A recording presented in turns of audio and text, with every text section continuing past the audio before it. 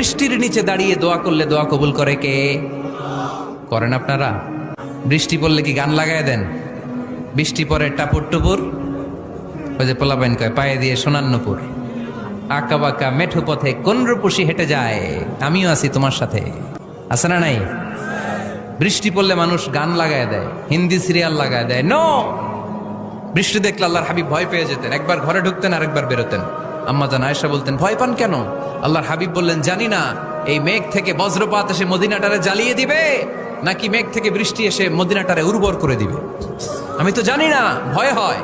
দোয়া করতেন, আল্লাহুম্মা আসকিনা গাইসান মুগীসান মারিআন মারিআন নাফিআন গায়রা দার আজিলান গায়রা আজিল।